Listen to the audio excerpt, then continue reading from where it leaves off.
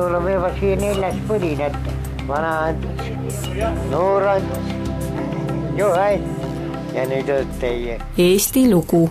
Muinasajast alustame tänases saates ja täna on saatekülaline Tartu Ülikoolist arheoloog Ain Mäesalu.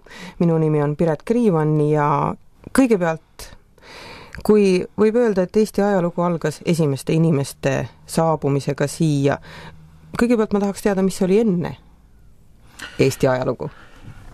Enne esimeste inimeste saabumist oli siin jääaeg.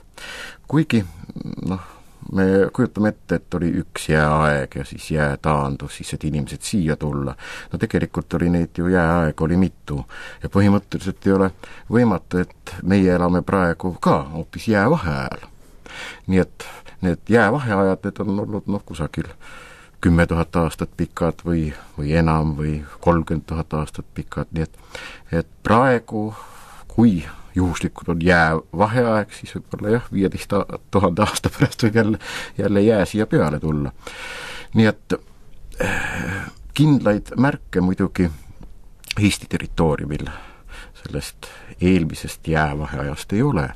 Küll on aga nüüd Soomest leitud ja see on tõeline haruldus, nimelt Soomes, kus on olemas kaljud, kaljukoopad, siis Kesk-Soomes Karijoel on Susi-Luola kaljukoobas ja seal on õnnelikul kombel koopa põhjas kõige alumises kihis on säilinud siis viimase jääaja eelne kultuurkiht, kust on leitud killukesi ja tööriistade jäänuseid ja kui hakata mõtlema, selle vanus on kusagil 125 000 kuni 120 000, umbes sellest ajavahemikust.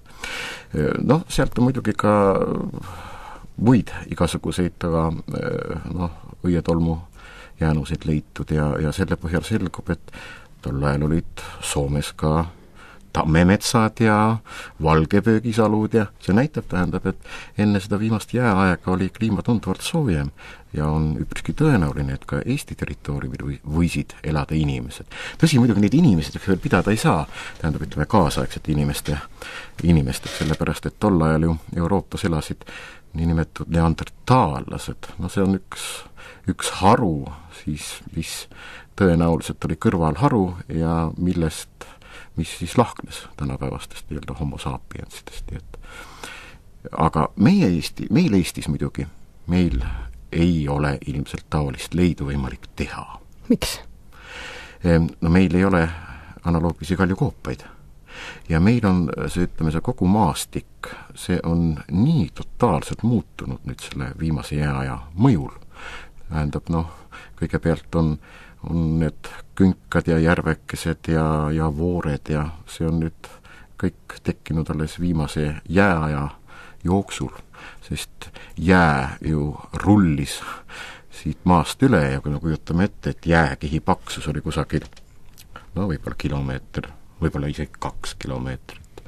Ja loomulikult tähendab, kui ta nüüd libamisi liigub, aga ta ei liikunud mitte kogu aeg ühes suunas ja siis tagasi, aga ta liikus edasi-tagasi aeg-ajalt ja näiteks, kui me vaatame maastikku, meil on ju ilusad rändrahnud, ilusad kivid, aga need kivid, need pärinevad hoopis kusagilt sealt Soomest või ka Rootsist, tähendab, need on kaljupangad, mida siis omaaegne jäärüngad on siis ära lihvinud, sellepärast on nad ilusti ümarad ja kui jää sulas, jäid siia maha.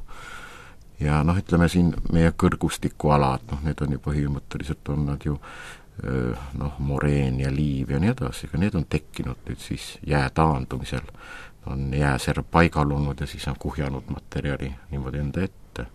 Nii et meie Eesti territooriumilt on kindlasti täiesti lootusetu leida neid jälgi inimestest või elanikest, kes siin enne viimast jääaega on olnud. Aga mis ei tähenda, et siin ei võinud olla samal ajal inimesed kui Soomes? Ega me neist maha ei jää ju? Jaa. Ma usun seda täiesti, et kindlasti võis olla, jah.